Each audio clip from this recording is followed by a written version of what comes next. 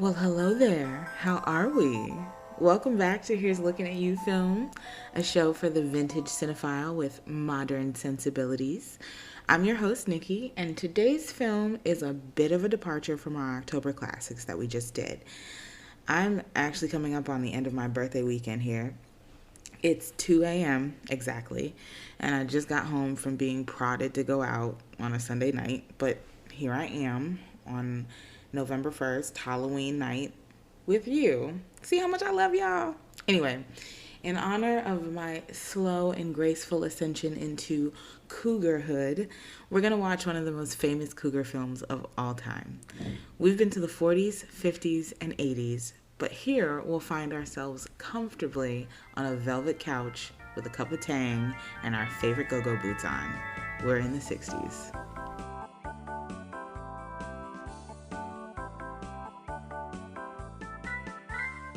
It's 1967, baby. We're in the middle of the Vietnam War. There's political unrest.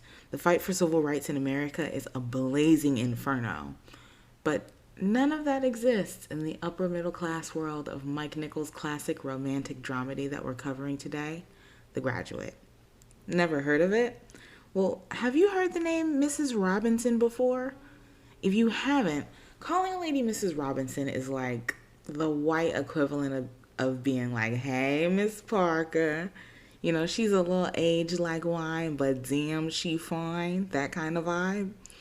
So this film was nominated for and won a number of awards, including the Academy Award for Best Director, and is considered the 17th best film of all time by the American Film Institute. It was released in December of 1967, and still being released in December was the highest grossing film of the year worldwide. Now, I want to get into this plot ASAP because it's so good and we have a lot to talk about, but you know we have to go through our cast first. Now, apparently, when the women in Hollywood heard about this Mrs. Robinson role, a bunch of them wanted it. This was 1967, and many of our favorite film starlets of yesteryear were getting older, still gorgeous, but past Hollywood's idea of their prime. And this sexy, mature role was definitely the talk of the town. Mike Nichols' first choice for Mrs. Robinson, who was supposed to be in her early to mid 40s, was French actress Jeanne Moreau, who was 39 at the time. Now, I'm going to name a couple of actresses who were either considered for or wanted this role, and I'm going to tell you their ages, and this is really important, and I'll tell you why.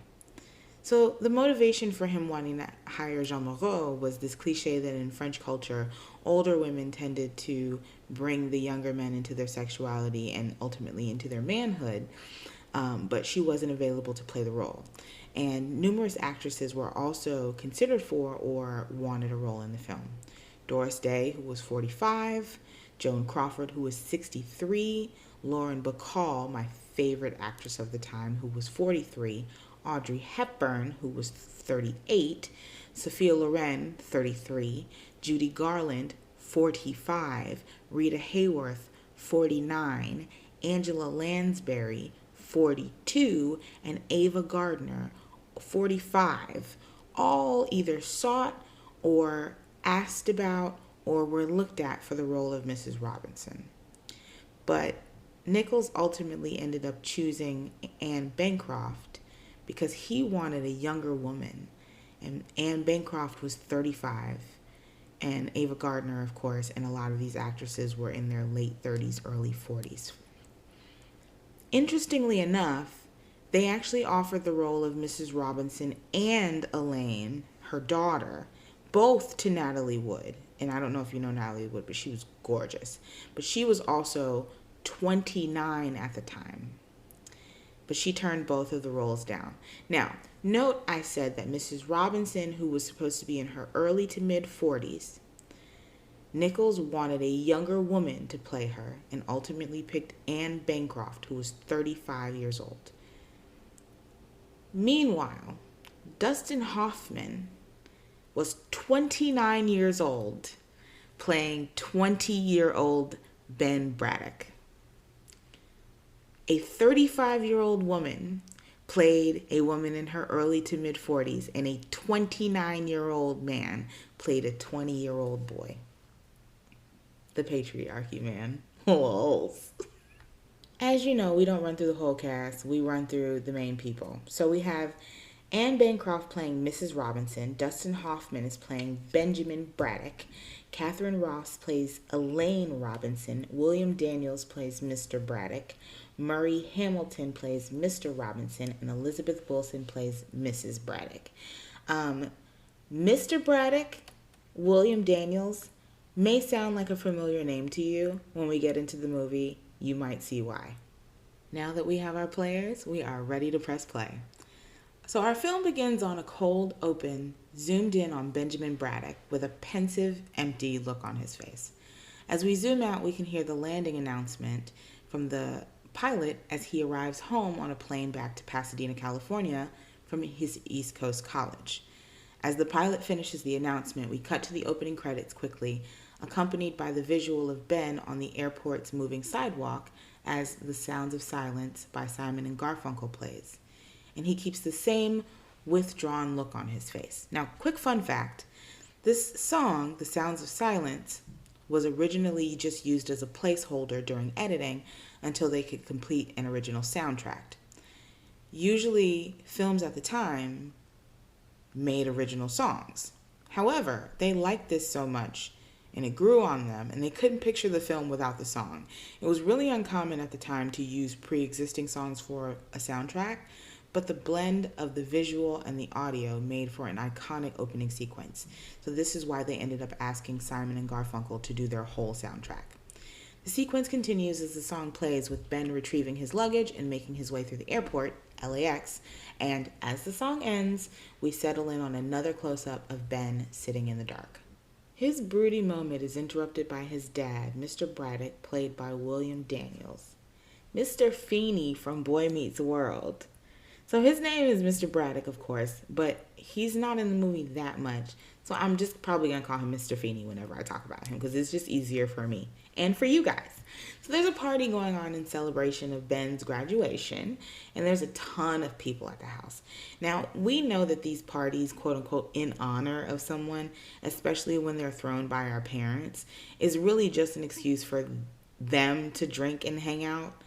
And Ben tells his dad that he's in a rut because he really doesn't want to know what he's going to do next in his life. He just knows he wants it to be different than what people kind of expect to happen after college, the regular get a job, get married, have kids kind of life thing. But as he's brooding and not wanting to go out and hang out, his mom comes in, and between his mom and his dad, they're able to coax him out into the party.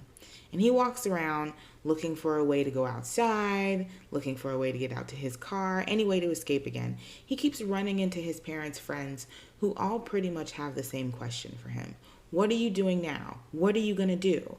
A question that he has no answer to at this time. So after making a quick round around the party, he doesn't drink, he doesn't smoke, so he just uncomfortably slinks back to his room upstairs to hide out again. Just as he's staring into his fish tank, getting another breather, his door opens, and here we meet Mrs. Robinson, who proclaims, "Oh, this isn't the bathroom." Ben kind of tries to advise her on where the bathroom is very kindly, but she goes on and walks into his room, says how nice his room is, sits on the bed, and asks him if he has an ashtray. He says no, he doesn't smoke or drink, of course. So she just proceeds to light her cigarette and just ash it on his bed. He's clearly irritated, but he tries to be polite because this is his parents' friend, and he sets a trash can next to her. She looks at him and asks him, "Is it a girl?" He's confused, of course, but she asks him more clearly, "Is it a girl that you're upset about?" Because he clearly seems upset. He tells her he's just disturbed by things in general. She nods, gives him a dry-ass congratulations on graduating, and leaves the room. Not 5 seconds after she leaves, she comes back and asks if he can drive her home because her husband left with the car. He gives his keys to her and tells her she can take the car and just bring it back the next day. But he has an Alfa Romeo, which is a foreign and a stick shift. So she's like, no. So he agrees to take her, and she throws the keys back at him, but actually yeets them into his fish tank. Because, boy, I asked you to drive me home. Now drive me home. He drives her home. They pull up to the house. She thanks him, but she does not move because she's waiting for him to open that car door. He realizes it, gets out, gets the door for her, but then she asks if he can walk her to the door since she's by herself. Walks her to the door. Then she asks if he can walk her in since it's dark and she's alone. He notes to her that there's obviously lights on in the house, but she just wants him to walk her in anyway. So they get in the house and he's ready to dip, and she offers him a drink. Now, I said he doesn't drink. He's irritated for real now, so he tells her that he just came to drive her home and he wants to go back home. She insists that he have a drink and stay until her husband arrives, even though she doesn't know when he's going to come home. When he finally accepts the drink, she puts on some music, sits on a bar stool, and asks him what he thinks of her. He gives her a dry-ass answer, basically saying, yeah, I think you're a nice person. She goes, did you know I was an alcoholic? At this point, he's like, okay, I'm going to just go. Bye. This is a weird conversation. And if your husband come home, but she reiterates to him again that her husband will not be home for hours. So now he's like, oh, no, I see what's up. She's like, what are you talking about? But, okay, I need you to picture it. So she's sitting on a stool at the bar in her home, and she has on a thigh-length dress. She has her feet resting on the footrest of the stool next to her, but she takes one leg and kind of props it up onto the seat of the stool, so you can't see her underwear, but you can see the tops of her thigh highs under her dress because her dress is riding up, and she is giggling at how nervous he is. He's pacing back and forth, and he's like, you make me a drink, you put on music, you telling me all your personal business, you telling me your husband isn't gonna be home for hours, you trying to seduce me, Mrs. Robinson. And she is just laughing at him. Aren't you? She says, I wasn't even thinking about that. And he immediately gets embarrassed, starts to apologize for everything that he just said. She coaxes him to drink to calm his nerves, and then she asks him if he'd like to go upstairs to see the portrait that they had painted of their daughter, Elaine. He's so jumpy and nervous that he's like, yes, let us go look at that. They get up to Elaine's room, and Ben is looking at this painting super hard, observing it because he wants to talk about anything except what just happened. Meanwhile, Miss Robinson is taking off her jewelry. She asks Ben to come over and help her with her zipper on her dress. He's still jumpy and like, all right, I think I'm going to go home. Mrs. Robinson asks Ben if he's still worried that she's trying to seduce him. And then she's like, do you want me to seduce you? Is that what this is? He's like, no. She's like, well, then help me with my dress. He helps her with the dress. Then he quickly tries to exit for the 5th time. Before he can get out that door downstairs, Miss Robinson calls down and asks if he can bring her purse upstairs. But she's in the bathroom. He tries to set it at the bottom of the steps, in the middle of the steps, on the top of the steps. But Mrs. Robinson is like, boy, if you don't stop being nervous, then bring me my damn purse. So she finally tells him to just put it in Elaine's room where we were before, since you don't want to come in here. He goes in to put the purse down, and Miss Robinson rushes into the room, fully naked, 100% naked, no nothing on, and closes the door behind her. He turns around and he's like, oh, Lord, Mrs. Robinson, please just let me out. I was not ready for this. But she's like, look, I like you and I want you. So if you ever want some of this, just call me and you can get it. It's available to you whenever because I think you're cute. This is just an option to you, okay? So while she's talking, he can hear Mr. Robinson pulling up outside. So he runs downstairs. But he can't make it outside. So he just grabs his drink like he was chilling while Mrs. Robinson was upstairs. He comes in, and as Mrs. Robinson comes back downstairs with all of her clothes back on for the night, Mr. Robinson is talking to Ben, telling him that he needs to chill, sow his wild oats, take some time to be free, just not worry for a while. He also suggests that Ben take his daughter Elaine out when she comes back home to visit from Berkeley. Ben ends up leaving and he is super panicked. A few days later, Ben's parents are throwing a birthday barbecue for his 21st birthday. He is 21, y'all. As Ben's dad is giving this grand speech about him, he's behind the door telling Mr. Feeney, I need a minute. But Mr. Feeney is not listening to him. They call Ben out, and he is wearing his birthday gift. a full scuba suit. Like the mask, the fins, the little scuba stick, all that. He walks out and can't hear anyone because he's in a scuba suit. But he walks over to the water, dives underneath, and kind of like swims around for a second. He tries to come back up, but his dad keeps pushing him back down under the water, thinking like it's funny. Eventually, he just gives up and just stands at the bottom of the pool, breathing in through the oxygen mask. And I think he's just kind of enjoying being by himself for a second, especially because his parents are so irritating. So now he needs something to spice up his life. So he's in the next scene at the Taft Hotel at a payphone calling Mrs. Robinson. He kind of beats around the bush a little bit, but she quickly tells him that she'll be there in an hour. He fidgets around pretty nervously while he waits. He ends up having a few cigarettes and drinks because now he smokes and drinks, but she finally arrives. He sits with her to have a drink, but he's really kind of nervous and dopey about it. And after ordering a drink, she asks him if he's gotten a room yet. He hasn't yet, so she asks, do you want me to get it or are you going to get it? What's going on? He goes up to get it, acting very nervously and going by the name Mr. Gladstone at the front desk. He finally gets the room and calls the bar to speak to Mrs. Robinson from the payphone right outside of the bar. This man is acting like he is doing like undercover work, and it's not even that serious.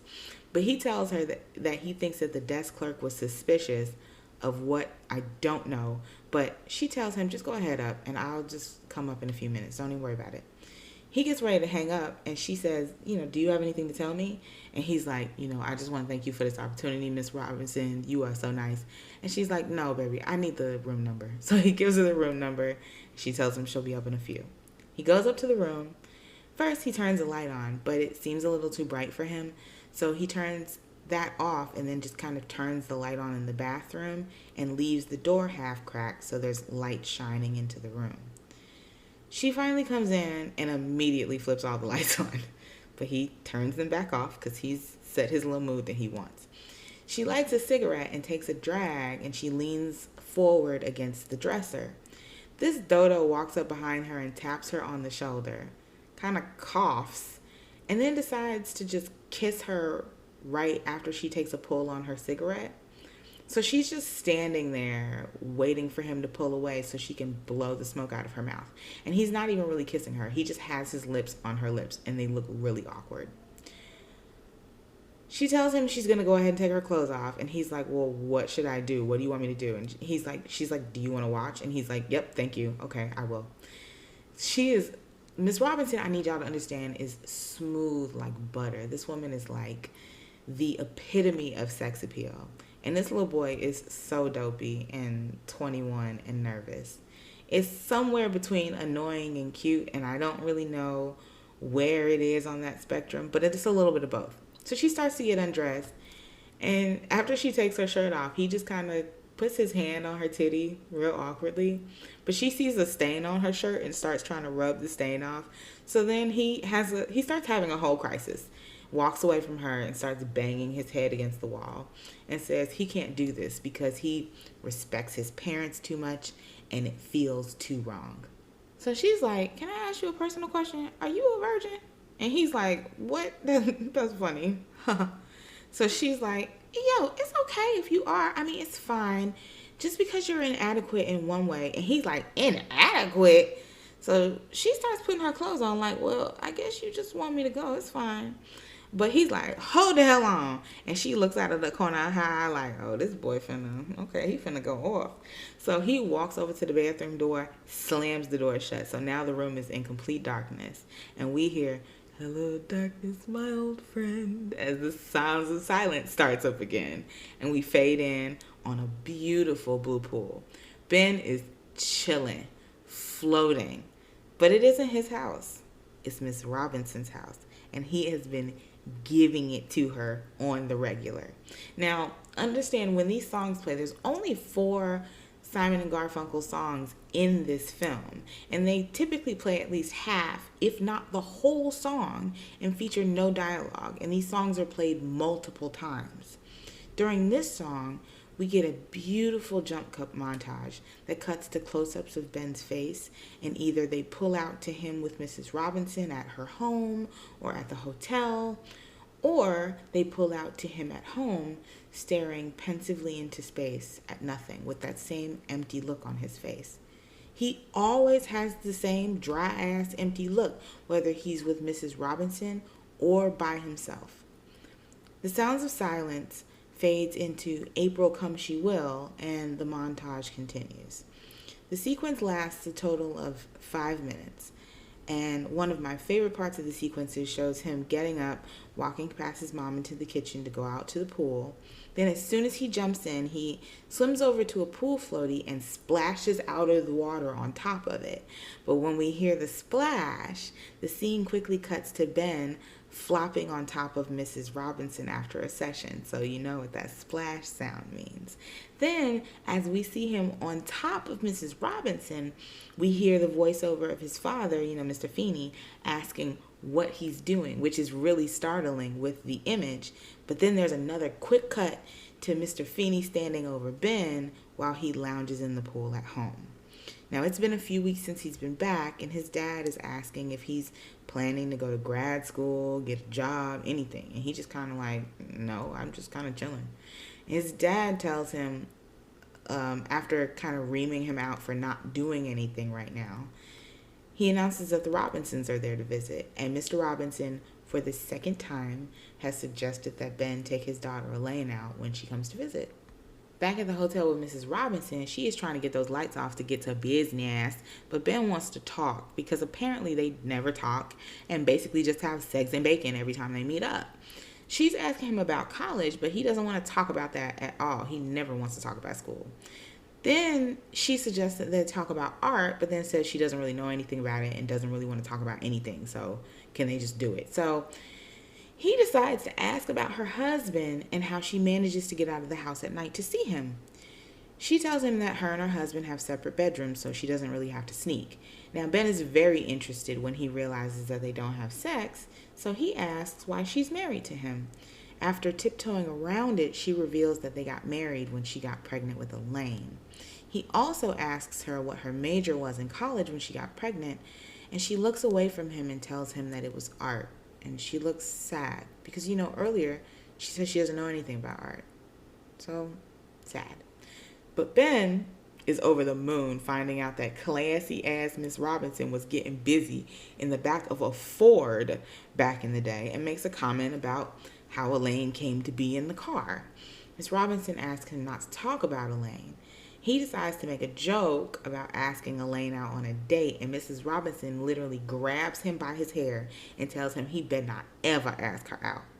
Ben never wanted to ask her out, but he asks if Miss Robinson thinks that he's not good enough for Elaine, and after a pause, she says yes, but you can tell that she don't mean it. She just really liked that boy, but she don't feel like explaining that to him.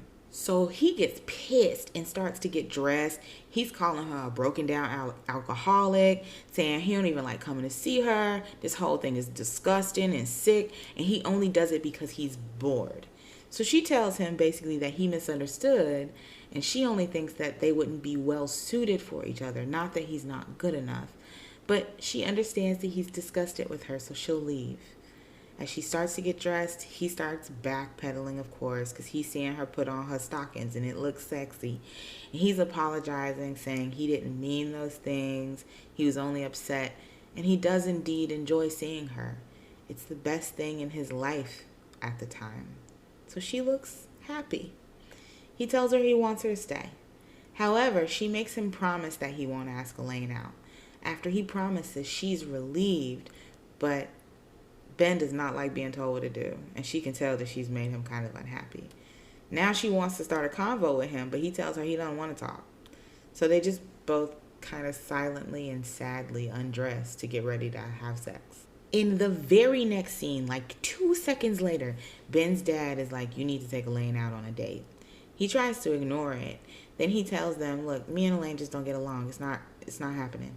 His mom is like, oh, well, if you don't want to go out with her, I'll just have to invite the Robinsons over and we'll just have a family dinner together. Of course, Ben does not like that because that shit is going to make him uncomfortable. So he decides to go on the date. The next scene, we find Mrs. Robinson watching TV, and she is livid because Ben is coming to pick Elaine up. When Mr. Robinson goes up to get her, Ben quickly tries to explain to her and apologize and tell her this is only this one time. I'm sorry, this is something that I had to do, but Mrs. Robinson is not hearing it. She is mad. Anyway, Elaine comes down and they leave, but Miss Robinson looks literally close to tears. He is driving on the highway fast as hell with the top down, and he's answering all her questions with one-word answers, so combo is definitely not happening between the two of them. Then, as they're walking to the club after he parks, he's about 2 or 3 steps ahead of her the whole time, and she has to jog to keep up with him.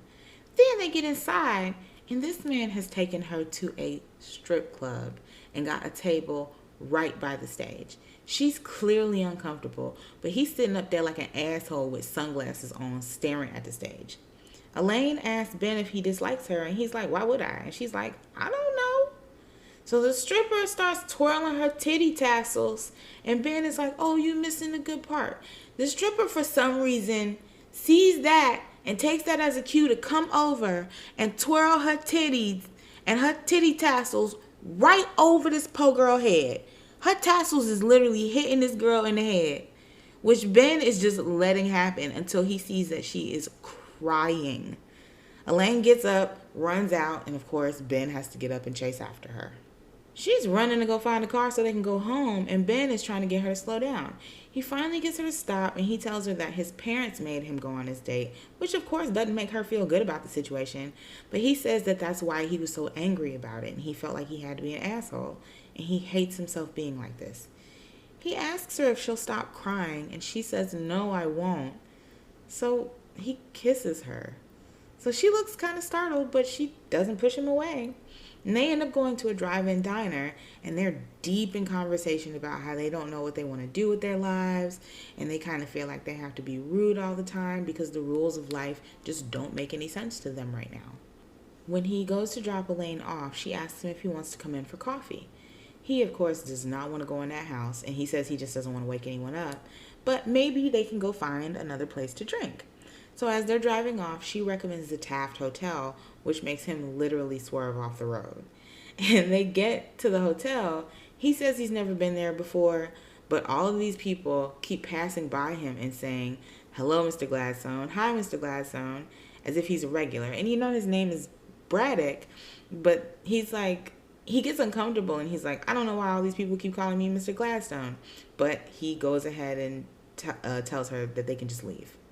As he's driving away from the hotel, he stops and he tells Elaine that he does like her, but he's just got some messed up stuff going on and his whole life is a waste right now.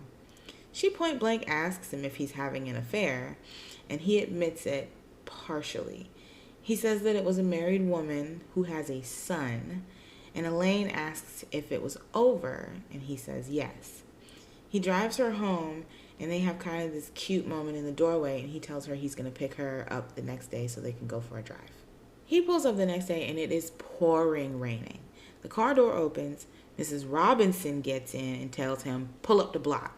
He tries to tell her, I'm here to pick up Elaine, but Ms. Robinson is pissed, and she's like, pull up the block. She tells him he is forbidden from seeing her again, and she'll make things hard for him. How, you ask? She threatens to tell Elaine about them. He tells Miss Robinson he doesn't think she'll do it, but after seeing how serious she seems about it, he hops out of his own car, just leaves it on the street, running in the rain towards the house. He goes upstairs, and Elaine isn't even finished getting dressed yet. She doesn't even have on a shirt. First, he's trying to get her to hurry up and get dressed and meet up with him outside, but he hears Mrs. Robinson coming in, and he quickly tells her the truth about him and her mother. She's in shock, of course, and screams at him to get out. As he's leaving, Mrs. Robinson stands wet and sad in the corner and only says, goodbye, Benjamin. And she really does look like a sad, wet dog. It's real sad. Now, as Scarborough Fair plays in the background, he spends the next few weeks driving by the Robinson home and trying to catch glimpses of Elaine, writing her name on pieces of paper a bunch of times, and finally seeing her drive back to Berkeley one day in the fall. So it seems to me like The Sounds of Silence is Ben's sort of contemplative song. April Come She Will is their affair song. And now Scarborough Fair is sort of like Elaine's song. The key line in the song being, she once was a true love of mine. Now, here's a fun fact that actually has nothing to do with the movie, but I just have to throw this out here. I have been known to twerk to this song at karaoke, and if you've ever heard Scarborough Fair, that may be confusing, but shout out to Lizzie and David because they support my efforts. Anyway, he goes home, he packs a bag, and he tells his dad that he's going to go to Berkeley and he's going to marry Elaine. His parents are both ecstatic and ready to call the Robinsons to celebrate, but Ben reveals to them that they don't even know, and neither does Elaine, because she don't even like him. But this is a decision that he's made. His first real decision of the film. He drives to Berkeley and starts stalking the campus looking for her as Scarborough Fair plays in the background, and finally spots her among all of those students there. But then he just runs away. Lols. Any hoodles, he gets a room at a halfway house close to campus, and the guy who owns the place is immediately suspicious of him for no real reason. He ends up following Elaine for a while. You know how like when you're a creep in a movie, but it's okay when you're in love, that kind of following. So he ends up spotting her getting on a bus and decides to get on the bus as well, but he misses the bus. So he chases it down the street for a while until he stops. She can see him and she is not happy about it, but he will not let up on this bus. He finally gets on and sits right behind her, trying to have a half-assed conversation, but she is not really entertaining it and keeping it short. Once he finds out that she's meeting someone at the zoo, he decides he's going to go to the zoo as well. And she's obviously trying to figure out what he's doing there and visibly upset to see him, but he lies and says that they're just letting him sit in on classes at Berkeley and he's just kind of there. Suddenly, a very blind man that introduces himself as Carl walks up, puts an arm around Elaine, and they walk away. Ben starts crying by the monkey house while Scarborough Fair plays in the background. Back at the halfway house, he's shaving when Elaine busts in the door and asks what he's doing in Berkeley. He's like, why do you think I'm here? And she's like, are you here for me? And he's like, what do you think? And she's like, I think you are. And he's like, yeah. But she's like, you really have some nerve coming after what you did to my mom. He asks what the mom told her, and she says that the mother claims that he took advantage of her while she was drunk. He immediately starts telling her, oh no, like your mom brought me upstairs to your room, started asking me to unzip her dress, all this mess. But obviously she don't want to hear any of that, and she starts screaming like someone is murdering her. He runs and hurries up and gets her a glass of water, but everyone in the halfway house shows up at the door to find out where the scream came from. Even though Ben and Elaine both apologize, the landlord tells him he wants him out just because he don't like him. So he goes to pack his things, but of course now Elaine feels bad, and she starts trying to talk to him and ask him what he's going to do and where he's going to go. And of course he doesn't know. He shuts down, doesn't want to talk, just like earlier in the hotel with his mom, even though Elaine is really trying to talk to him now. She finally decides to leave, but when she gets to the door, she tells him that she doesn't want him to leave the next day, not until he has a definitive plan, and she runs out the door crying. Later that night, he is knocked out naked with the door unlocked like a dum-dum, but this is a movie, so it's okay. And Elaine comes in. He wakes up startled, and she asks him if he'll kiss her. He comes over to kiss her, still kind of asleep, and then yawns in her face, but she doesn't mind, apparently. He asks her if she'll marry him. First she says no, then she says, I don't know. But that's better than no, right? So he takes that I don't know as a yes. So she ends up telling him she's confused, but she'll see him the next day. He follows her from class to class, telling her they need to go get blood tests so they can get married, but she hasn't even agreed to marry this man yet. At one point, she walks into her class, and he stands in the same spot until her class ends, just to continue their conversation as soon as she walks out. And she's also kind of engaged to Carl already, so that's also complicated. This fool asked if Carl proposed in the car. What an asshole. Eventually, he walks her back to her dorm, they kiss, and he heads out to buy a ring, then back to the halfway house while Mrs. Robinson plays in the background. Of course, we have another fun fact here. So, when they asked Simon and Garfunkel to come up with some original songs for this soundtrack, they were mad busy.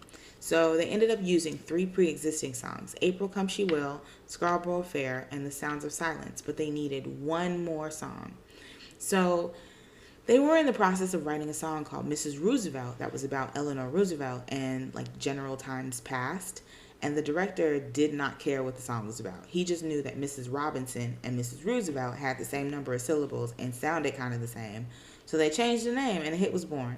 The song has nothing to do with the movie or any of the themes of the movie, but it's really catchy and it's called Mrs. Robinson.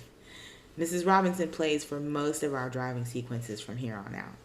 He gets there and to the halfway house, and Mr. Robinson is sitting in the dark waiting on him. Mr. Robinson feels disrespected twice. First because Ben was with his wife, and now he's after his daughter. Mr. Robinson tells Ben that they're probably going to get a divorce, and this dummy says, "But why?" And Mr. Robinson looked like Soulja Boy on the Breakfast Club, like, "Why?" Ben tells him that what happened between him and Mrs. Robinson was like a handshake, which makes Mr. Robinson even madder, because why would you say that?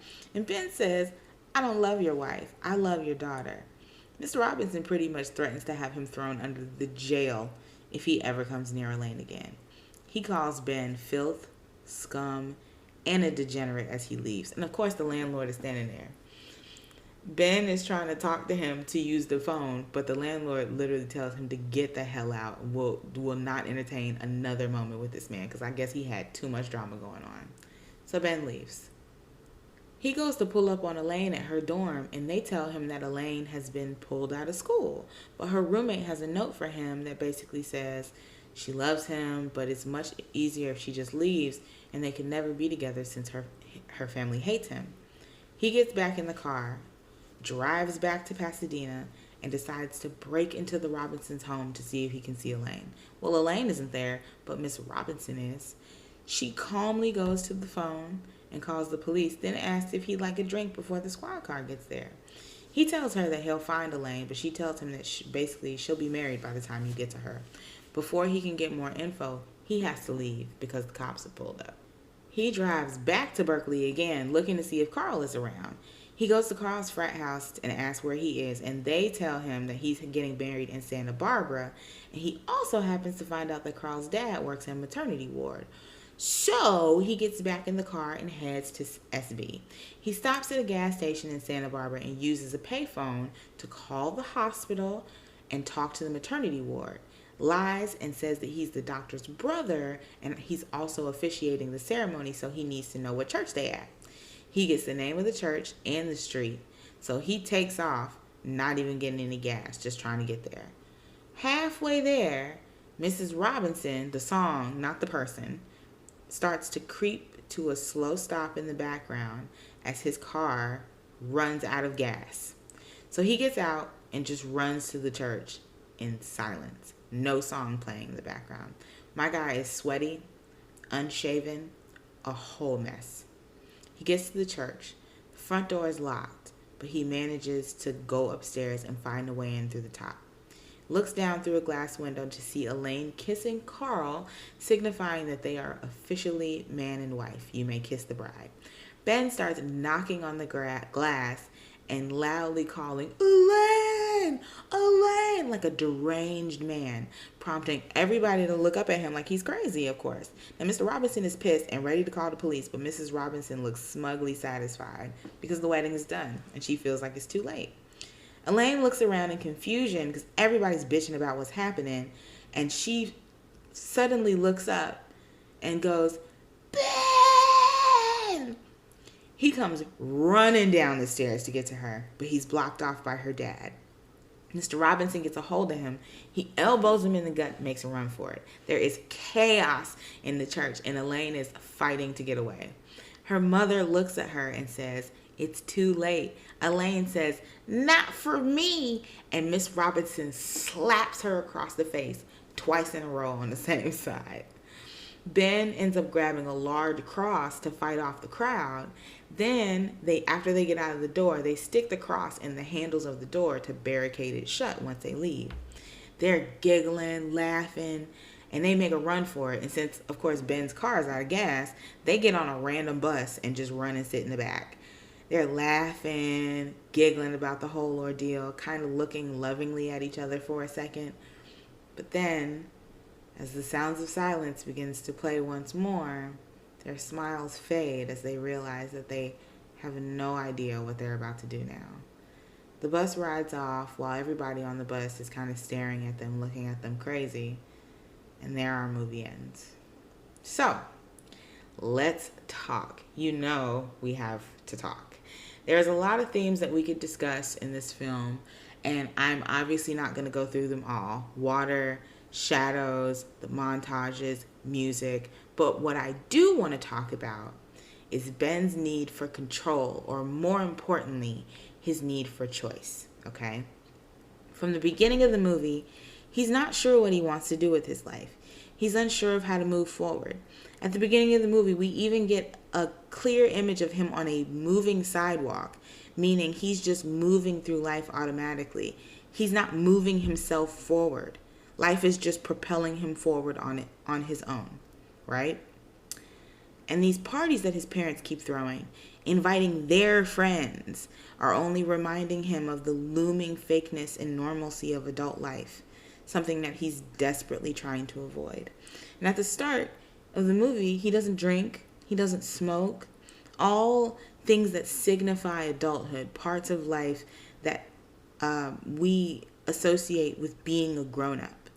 And by the time he's at the hotel waiting for Mrs. Robinson, he's drinking, he's smoking, indulging in two societally adult behaviors before he dives into a most adult affair, adulterous affair. So, what does all this have to do with choice? At the start of the film, his parents are pushing him out into a party he doesn't want to attend. He's constantly being forced to talk to people he doesn't want to talk to. He doesn't like that. People are giving him life advice that he doesn't ask for. Not interested. Mrs. Robinson asks him for a ride home, forces him to come in, pushes a drink onto him. Definitely not thrilled. Even later on, as Mr. Robinson and his parents repeatedly push him to ask out Elaine. No bueno. He's not into any of this. But Mrs. Robinson offers him a choice. Her proposition is optional. If you don't want to sleep with me today, I'm available to you in case you'd like to. Just give me a call. This is the first and one of the few options that he's actually presented with in this film. So he feels comfortable exploring it because it isn't being forced on him. This is where Elaine gets complicated. Mr. Robinson and Ben's parents are both trying to push Elaine onto him. And of course, he's not a fan of that. He does not like being bullied. But Mrs. Robinson has been his one escape, his one oasis. So he feels a loyalty to her when she asks him not to date Elaine. However, once he realizes exactly how much he and Elaine have in common through conversation, and generally because of their age, Miss Robinson becomes the authority that he has to defy. When she tells him in that car that he can't see Elaine anymore or she'll spill the beans, the only option that he can see with his character is telling Elaine the truth. Any other option allows the oppressive force, being Miss Robinson, to win. If he doesn't see Elaine again, he's lost. Mrs. Robinson wins. If he tries to go in and lie about it, he's lost. Mrs. Robinson wins. The only option he has is to tell her and face the consequences of his actions while also not letting Mrs. Robinson win and be able to expose it for him. Now, winning Elaine becomes the first goal that we actually see him have in the whole movie. You can actually see his face visibly change once he realizes that he has to get Elaine. That empty, bored, disengaged look that he has on his face the whole first half of the movie, it's gone. He's frantic. He's manic, trying to get Elaine back. Until he wins her, the oppressor has still won. So he's willing to stalk, break into houses, lie, run miles just to get this girl, just to show everyone that he's good enough and he can accomplish something if he really wants to. The moment that it was implied that he wasn't good enough for her, that became the thing that he had to prove. Once he gets her at the end, the question stands, did they even really want each other? Or did they only want something that they were told that they couldn't have? We don't know. They only went on one date before they were forced away from each other. So honestly, it's possible that they don't even know. After all that, we still end in uncertainty, in the sounds of silence. And that's our film. This is one that I recommend seeing. I watched it for free with Prime, but I'm sure there are a number of outlets that will allow you to watch it for free or rent it as well. The visuals, the audio, the general vibe of the film are a timeless experience. And it is hard for me to describe some of the comedy of the film, but if you watch it, you will definitely see why this is considered a romantic comedy. It's funny. Well, that's all the time we have for today. Next week, we're going to be headed back in time to chat about a sweet romantic comedy with problematic undertones. I know there are a lot of them, but this one, you'll want to be here for this one. Please follow the podcast on whatever platform you use to listen to podcasts, and check out the at Hlayf Pod Instagram. That's at HLAYF Pod Instagram. I'm sorry, it is late. I usually post movie stills and fun facts over there. Our website is also up. Here's lookinpodcast.com. That's HERESLOOKINPODCAST.com. Follow me on Twitter at film_Nikki and send any collab requests, advice, movie recommendations, general greetings, naked pictures, whatever you want to. Please don't send naked pictures. I can't deal with that. But send any other positivity, good things, or things that are helpful to hereslookinpodcast@gmail.com. That's HERESLOOKINPODCAST@gmail.com. Thanks for tuning in. And if I don't see you, good afternoon, good evening, and good night. And really good morning, because it is 3:03 a.m.